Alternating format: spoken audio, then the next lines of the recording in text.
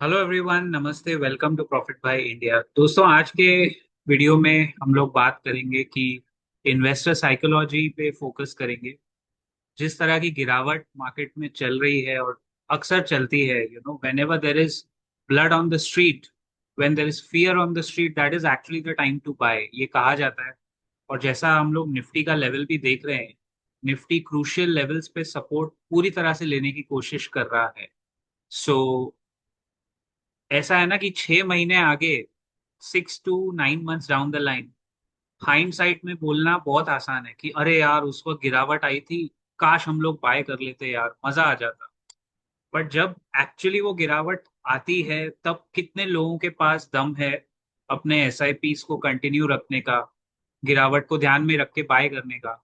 और even mutual funds को बहुत लोग अंडर एस्टिमेट करते हैं, बट एक्चुअली अगर आप देखें तो म्यूचुअल फंड्स जो होते हैं वो आपको इस डाउनटर्न में आपको प्रोटेक्ट ही करते हैं। एग्जाम्पल, स्मॉल कैप्स का एक एग्जांपल लेते हैं। Whenever we have investments, small caps चढ़ते भी फिर 3-4 गुना है जब मार्केट अच्छा होता है, तेजी में, तेजी के बाजार में चढ़ते भी ज्यादा है, और मंदी के बाजार में फिर वो पटकते भी ज्यादा है, 60-70%। लेकिन जो स्मॉल कैप के म्यूचुअल फंड्स है, अच्छे फंड अगर आप देखें, वो मंदी के बाजार में भी ऐसे 60-70% फंड नहीं गिरेंगे। Mutual fund NAV will fall bye, अगर स्मॉल कैप स्टॉक गिरा है आपका 60-70% मैक्स, या कभी कभी तो पूरा साफ ही हो जाता है, वो फंड क्योंकि वो बैलेंस है, वो आपके लिए बचा के 15-20% गिरेगा। So that way in mutual fund you get double protection, growth भी आपको मिल रही है और 15-16% सीएजीआर भी मिल रहा है। प्लस जब गिरावट आती है तो आपका एक तरह से कैपिटल भी प्रोटेक्टेड है। तो भाई, ये सब चीजें बहुत इंपॉर्टेंट है। और मार्केट के गिरावट में भी मैं आजकल जो यंग इन्वेस्टर्स हैं, मतलब देर इज नो मतलब प्रॉब्लम एज सच, बट एक यंग इन्वेस्टर जो कोविड के बाद जुड़े हैं, उनके लिए ये बहुत बड़ा झटका है। They haven't seen corrections like this. In fact this is not even a crash. You can call it a correction, but this is not a crash. Crash भगवान करे किसी को ना देखना पड़े, बट क्रैशेस होते हैं जब निफ्टी 20% गिरता है और उसके बाद जहां से गिरा वहां से बेयर मार्केट शुरू होता है, टेक्निकली 20% फॉल, और उसके बाद वहां से 20% गिर जाता है। मतलब इमेजिन अगर निफ्टी 16,500 पे आया, कभी ना आए बट आया, that will be a crash. 26,300 से 16,500, दैट्स अ क्रैश। एंड वो क्रैश में तो काफी लोग साफ हो जाएंगे। ऑलरेडी अभी मैं देख रहा हूँ काफी लोग मार्केट में ये सोच रहे हैं कि बस वो खत्म हो गया जी, 2020 से 2020 से 2026 तक का था। ऐसा नहीं है भाई, बाजार का नेचर ही ऐसा है। बाय नेचर ये एक तरह से अप एंड डाउन नहीं होगा तो आपको फिक्स डिपॉजिट के रिटर्न्स कैसे बीट करेगा? नीचे आएगा, आप एसआईपी चालू रखोगे तो उसी में पूरा गेम है ना। अल्टीमेटली बाजार है क्या? It's a summation of your country's companies and their growth story. Eventually market वही है। तो ऐसे टाइम में मैं सिर्फ ये कहूंगा, अगर आप फ्रेश कैपिटल नहीं है, आप 30-40% पोर्टफोलियो में डाउन भी हैं, इट्स परफेक्टली फाइन ब्रो, कोई बड़ी बात नहीं है। बड़े बड़े दिग्गज 40-40% डाउन है, जिनके पोर्टफोलियो हजार हजार करोड़ के, वो भी डाउन है क्योंकि वो डायरेक्ट स्टॉक्स में रखे हुए होंगे। तो इट्स ओके okay। और मैं ये कह रहा था कि जो यंग इन्वेस्टर्स है ना, वो ऐसे टाइम पे भी म्यूचुअल फंड से ज्यादा स्टॉक ढूंढते हैं। सबको हीरो बनना है, सबको मल्टी बैगर चाहिए। मल्टी बैगर बनने के लिए क्या आप एक स्टॉक को ऐसे पकड़ के 10 साल तक बैठ सकते हो? ये सवाल आपको पूछना चाहिए अपने आप से। विजय केडिया जी का एक बहुत अच्छा स्टेटमेंट है, know your self, KYS। KYC तो हम अक्सर करते हैं, KYS भी करके देख लो। क्या आप स्टॉक ऐसा कोई पकड़ के, थियरी पकड़ के बैठ सकते हो? इट्स वेरी डिफिकल्ट और मुश्किल है। साइकोलॉजिकली ह्यूमन बिहेवियरल साइकी में मुश्किल है, हमने इस पे स्टडीज की हुई है। Is very difficult. लेकिन म्यूचुअल फंड एसआईपी में क्या है, 15% सीएजीआर की उम्मीद करोगे फ्रॉम दिस लेवल, तो आपको शायद 19-20% मिल जाए। Fun fact, I must share a study with you which is done by Anand Rathi. उनके जो वेल्थ मैनेजमेंट सीईओ हैं, Firoz Aziz, good guy, very good guy, बहुत सॉर्टेड बंदा है वो, उसके इंटरव्यूज में देखता हूँ। उनकी स्टडी के मुताबिक पिछले जब भी ऐसे वॉर लाइक सिचुएशंस हुए हैं, जब मार्केट ने ऐसे जैसे पीक और ट्रफ हम लोग बोलते हैं ना, पीक और बॉटम से कितना चढ़ा है। तो अभी अगर निफ्टी का बॉटम हम 22,550 पकड़े, यूजुअली अगले 3 साल मार्केट ने सीएजीआर टर्म्स में 18-19% कंपाउंडिंग दिया है for the next 3 years, and Nifty today is perfectly placed at that level because our markets haven't performed in the last 1.5 years and they are down from that level. तो इसीलिए उसका जो P ratio है Nifty का, price to earning, वो adjust हो गया for poor earnings, for war, for IT के प्रॉब्लम्स, एंथ्रोपिक का इशू। वो एडजस्टमेंट भाव में आ गई, काफी हद तक तो आ गई। तो जैसा मैंने पहले भी अपने लाइव में कहा था कि म्यूचुअल फंड स्टेप अप करने के लिए बहुत अच्छा तरीका है। आप हमारा मेंबर सेक्शन एक बार जरूर एक्सप्लोर करें। We have shared strategies in Q&A videos in our member section, जहां अच्छे प्रॉपर एलोकेशन से और आपके फाइनेंशियल एडवाइजर से सलाह करके, हमेशा फाइनेंशियल एडवाइस से पूछ के ही डिसीजन ले, बट उनसे सलाह करके कैसे आप अच्छे शेयर अच्छे भाव पे, अच्छे म्यूचुअल फंड अच्छे भाव पे पकड़ के एवरेज कर सकते हैं। स्टेप अप एसआईपी, कब उसका टाइम सही है, क्या उसकी स्ट्रैटेजी है, कब करना सही है, ये सब चीजें भाई बहुत इंपॉर्टेंट है इन दीज टाइम्स। लेकिन मैंने कहा ना, फियर में कोई आगे आके करता नहीं है। और जब बाजार 26,000, वापस नोटिस करना, जब भी निफ्टी 26,000 पे आएगा तब काफी लोग लेट ब्लूमर्स या लैगर्स वो पीछे से आएंगे, फिर वो गलत भाव में एंट्री लेंगे। This is a time. 23,100 या मैक्स डाउनसाइड 22,550 है। डाउनसाइड कम है, अपसाइड ज्यादा है। मैं बोलता हूं अगर निफ्टी को फिरोज अजीज की स्टडी के हिसाब से देखो, 15-16% तो कंपाउंडिंग 3 साल के लिए मिलता ही है। मैं ये बोलता हूं अगर निफ्टी को 2-3 साल भी लग गए बाउंस बैक करने में, फिर भी आपको अच्छा रिटर्न मिलेगा। और निफ्टी तो बेंचमार्क है। अगर निफ्टी उनके स्टडी के मुताबिक 18-19% कंपाउंडिंग देगा, तो सोचो आपके mid cap small cap mutual funds कितना देंगे। अच्छा, एक और चीज, स्मॉल कैप्स की एक हिस्ट्री रही है, small caps always underperform brutally and then start moving up. तो जो उनका अंडर परफॉर्मेंस था, जैसे पिछले 2-3 साल से, 2023 2024 के बाद अभी 2026 मार्च तक, मिड कैप्स और स्मॉल कैप्स ने भयंकर अंडर परफॉर्मेंस दिखाया। They have been beaten, stocks की बात कर, index, they have been beaten down by 60-70%। तो यहाँ से मरे हुए को कोई ज्यादा मारता नहीं है, और यहाँ से गिरावट मेरे को भी कम दिखती है और चढ़ान ज्यादा दिखती है। ये हो गई बात investor psychology, mutual fund theory. Mutual fund investments are subject to market risk. Please read the offer document carefully before investing, and please consult with your financial advisor before investing. ये हो गया स्टैंडर्ड डिस्क्लेमर, हमारे video के description में है। हमारे video के description में मेंबर्स का लिंक भी है, वो भी एक बार देखें आप। एक आधा वीडियो जो आपको ठीक ठाक लगे वो एक्सप्लोर करें। तो उससे क्या है कि आपका भी फायदा एक तरह से होगा कि आपको बार बार नए नए वीडियोस एक्सप्लोर करने मिलेंगे। वन मोर थिंग, जो वीडियोस मेरे मेंबर्स सेक्शन में जाते हैं वो एक्सक्लूसिव कंटेंट है, वो यहाँ पे नहीं आता है, वो एक्सक्लूसिवली मेंबर्स के लिए है। अक्सर मैंने दूसरे चैनल्स में देखा है कि वो मेंबर्स के लिए वीडियो रिलीज करते हैं, फिर 1-2 हफ्ते बाद वो जनरल पब्लिक के लिए करते हैं। अगर ऐसा नहीं है, यहाँ पे हम लोग इधर ठगी का काम नहीं करते, इधर ठगू के लड्डू नहीं मिलेंगे आपको। जो मेंबर सेक्शन है, जो उनको कमिट किया है वो उनको मिलता है। यू कैन आस्क और you can check the feedback from my members. I can speak for them because मैं कॉन्स्टेंटली उनसे कनेक्टेड हूँ। उसमें हम लोग बीच बीच में live chat session members only live करते हैं। Q&A का होता है, Q&A का वीडियो इतना लंबा होता है कि 2-3 दिन का कंटेंट उसमें आएगा। उसमें हमें आपस में ट्रेंड्स पता लगते हैं, कौन से मिड स्मॉल कैप अच्छा करेंगे वो पता लगता है, वगैरह वगैरह। Now, before I wind up this video, let's talk about the current geopolitical situation also. इसलिए मैंने मार्केट की बात पहले कर ली, ताकि काफी लोग अगर जियोपॉलिटिक्स में इंटरेस्टेड नहीं है तो आप लोग भी कॉल ले सकते हो। But unfortunately fortunately geopolitics is shaping our markets.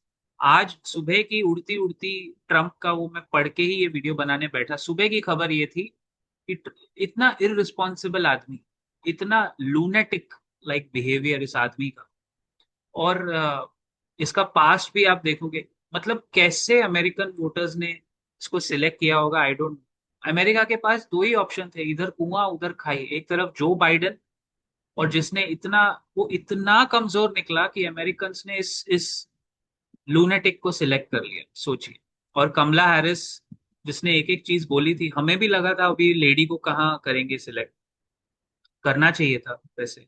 लेकिन अभी तो ऐसा लग रहा है कि ट्रम्प के अलावा कोई भी चलेगा, कम से कम दुनिया में शांति तो थी। आज का ट्रम्प का जो स्टेटमेंट है वो ये है, बहुत घातक है। आज अमेरिकन मार्केट शायद गिर सकते हैं। अ, और ये वीडियो जब मैं बना रहा हूँ, दिन में बना रहा हूँ, अमेरिकन मार्केट्स इंडिया के शाम के वक्त खुलेंगे, तो अभी तक तो वो गिरे नहीं है, बट ये स्टेटमेंट ऐसा था कि मतलब अमेरिकन मार्केट्स गिरे हैं 5-6%, बट ऐसे वो भीषण करेक्शन नहीं आया कि डाउ 4% गिर गया, वो नहीं आया, अब तक डर नहीं है वहां। स्टेटमेंट ये था कि ट्रंप ने बोला है, and I quote Donald Trump, if you want American markets to go down then let Iran nuke America. How can the president of America make such a statement? एक हफ्ते पहले तक वो बाकी एलाइज को चिढ़ा रहा था कि हम जीत रहे हैं, आज वो सबसे मदद मांग रहे हैं। I have never seen such a weak American president. मैंने ये बात जो बाइडन के टाइम बोली थी, बट अभी मुझे दोबारा कहनी पड़ रही है। I have never seen such a weak American foreign policy, और मुझे बोलने में कोई डर नहीं है मुंह पे। मतलब कोई टेंशन नहीं है कि जो सच है वो सच है। He has literally drag the world into a man made crisis. और गाइस देखो, इसराइल के प्राइम मिनिस्टर नेतन्याहू, मैंने कल का लाइव आपने अगर नहीं देखा तो एक बार जरूर देख लीजिए, उसमें भी हमारी बात हुई थी। 10th मार्च या 12th मार्च के बाद वो आदमी दिखा नहीं है। उसके 2 या 3 वीडियोज आए हैं जो ग्रॉक पे हमने फैक्ट चेक किए, तो वो एआई जनरेटेड वीडियो है। उस आदमी की 6 उंगलियां निकल रही है, ऋतिक रोशन तो है नहीं, 6 उंगलियां निकल के आई बाहर। सो अब क्या होगा ना, अगर तो नेतन्याहू गुजर गया है, अगर तो ट्रम्प अकेला है, उसको झटका है, वो कुछ ना कुछ करके वाइंड अप करके स्टेटमेंट आएगा कि we are done with Iran, we are pulling out, big beautiful victory हो गई हमारी। दुनिया को सच पता है। लेकिन अभी मेरे ख्याल से दो ही चीजें हो सकती है, या तो फ्रस्ट्रेशन में वो कुछ और भलता काम करे जिससे मार्केट्स, अमेरिकन मार्केट्स को तकलीफ पहुंचे, या फिर इंडियन मार्केट्स का भाव तो यही बता रहा है कि we should be overcoming this problem. एक, शायद एक झटका और बाकी है हमारे निफ्टी में, एक बेसिक लास्ट झटका, ऐसे झटकेदार 500 पॉइंट का गिरावट शायद डबल बॉटम बनाने के लिए बाकी है। लेकिन दैट झटका will be one of the, I think, last झटका। अब वो झटका निफ्टी, हम तो 22,550 पहले से ही लेके बैठे थे, तो वो शायद एक फाइनल झटका, क्योंकि ट्रम्प का भरोसा नहीं है, बट अब तक जो उसका पैटर्न दिखा है, वो हार तो मानता नहीं है। उसकी हार में भी उसकी जीत होती है, not the Baazigar types, but literally आज दुनिया में एक्सपोज हो गई है American foreign policy, American president. अच्छा, उनका ना डिपार्टमेंट ऑफ डिफेंस होता था पहले, ये भाई साहब के आने के बाद ये तो कॉल ऑफ ड्यूटी गेम ही खेलता है। इसने उस डिपार्टमेंट का नाम रख दिया department of ministry of war. Ministry of war सीधा। क्योंकि अमेरिकन की अगर आप हिस्ट्री देखोगे ना, Korean war, Vietnam war, Afghanistan, Iraq, उसके पहले गल्फ वॉर, ईरान इराक को जो लड़वाया, they keep fighting wars to help their defence industry. ये लॉकहीड मार्टिन, रेथियन और ये सब बड़ी बड़ी कंपनीज जो वहां पैसे छापती हैं, बेसिकली उनका डिवाइड एंड रूल का ही है। दो लोगों को लड़वाओ और बाद में दोनों को आर्म्स सप्लाई करो या अपनी पार्टी को आर्म्स सप्लाई करो। गल्फ में भी, ये स्ट्रेट ऑफ हॉर्मुज में भी दूसरे पार्टीज को ट्रंप ने बुलाया, लेकिन इस बार वर्ल्ड वॉर 3 थोड़ा अलग है, थैंकफुली। कोई भी कंट्री ट्रंप के साथ उस वॉर में खड़े होने के लिए राजी नहीं है, सबने मना कर दिया। And that is the beauty, क्योंकि इस आदमी ने पिछले साल सबको चिढ़ाया था टैरिफ के नाम पे, आपको याद है? अमेरिका ने सालों साल जिनसे रिलेशन बनाए, उनके घनिष्ठ एलाइज भी उनका साथ नहीं दे रहे। जापान नॉट इंटरेस्टेड, यूरोपियंस को तो वैसे ही वो लताड़ चुका है, they are definitely not gonna come. NATO के एलाइज को धमकी दे रहा है, तो वो सब तो डेफिनेटली नॉट इंटरेस्टेड है, तो वो लोग नहीं आ रहे हैं। साउथ कोरिया ने मना कर दिया, सारे एलाइज गल्फ नेशंस तो वैसे ही पिटे हुए हैं, पिसे हुए हैं वो, वैसे ही उसके साथ उन्होंने देख लिया, एक्चुअली सारे कंट्रीज ने देख लिया हेनरी किसिंजर की वो बात कि अमेरिका के साथ दुश्मनी एक बार परवड़ेगी लेकिन दोस्ती ज्यादा घातक है। ट्रंप ने चाइना को रिक्वेस्ट किया चाइना की मॉरल विक्ट्री हो गई है। As much as I hate to say, China भी ट्रस्टवर्दी नहीं है हमारे लिए। हम किसी पे भी ऐसे ट्रस्ट नहीं कर, हम रशिया पे ट्रस्ट कर सकते थे और अभी भी कर सकते हैं जियोपॉलिटिकली, क्योंकि इंडिया के साथ उसका रिकॉर्ड क्लीन है। लेकिन ट्रम्प ने प्लेट में सजा के चाइना और रशिया को विक्ट्री दे दी। It's unfortunate. I don't know what CIA and Pentagon are doing about it. It's really unfortunate that they allowed this man to do it. Midterms तो November में है। कंजेक्चर तो यही है कि ये आदमी दोबारा जीत नहीं पाएगा, क्योंकि अगर ये मिड टर्म्स हारा, प्रेसिडेंट यही रहेगा अगले 2 साल और। लेकिन इसके पावर्स ऐसे क्लिप्स, विंग्स क्लिप हो जाएंगे। और मैं एक बात बोलूं जाते जाते, अमेरिकन मार्केट्स अगले 4-5 साल साइडवेज हो सकते हैं, क्योंकि कोई भी नया इन्वेस्टर अमेरिका में पैसा लगाने के लिए राजी नहीं है। Even if they crash, locals American ही उसमें पैसा लगाएंगे। Gulf nations already are pulling out their money, they have already done that. सब लोग वहां रियल एस्टेट बेच रहे हैं। मतलब इस वॉर का जो आफ्टर इफेक्ट दुबई पे आया है, उतना या उससे थोड़ा कम यूएस पे भी आ रहा है। आई वुड नॉट, मैं सीधा अपना बात बोलता हूँ, I would not venture in the US markets जब तक भारी गिरावट एक लेवल ना आ जाए। मैं तो नहीं जाऊंगा। मुझे लग रहा है इस आदमी ने सालों साल की यूएस की मेहनत ऑफ हेजेमनी को एक साल में नष्ट कर दिया। आज आप मेरे को बताओ ना, कौन सा नेशन आज उन पे ट्रस्ट करेगा? मान लो we are in 2028 December, Trump चला गया, थर्ड टर्म नहीं लड़ रहा है, कोई डेमोक्रेट बन के आ गया,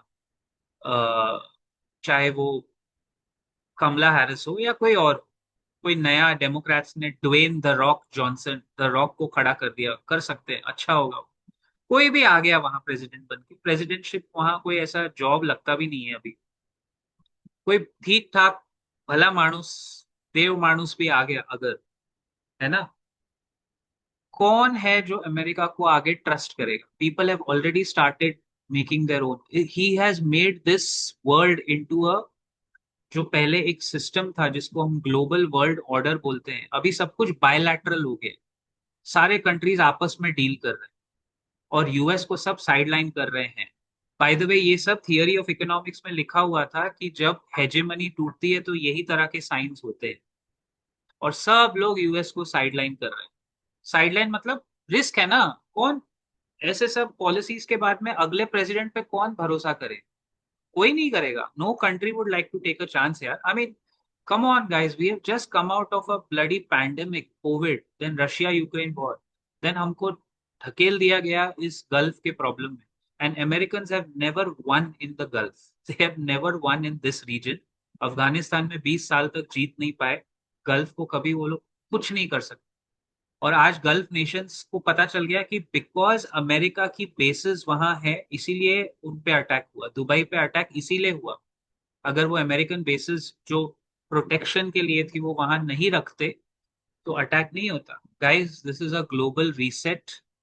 it's not like a reset of covid, it's a global business reset. And US will continue to be pseudo world power, but जो उसका हेजेमनी था, जो दादागिरी थी ना, वो दादागिरी खलास हो गई, खलास खलास खलास हो गई है। देखो यूके के साथ क्या हुआ सेकेंड वर्ल्ड वॉर के बाद।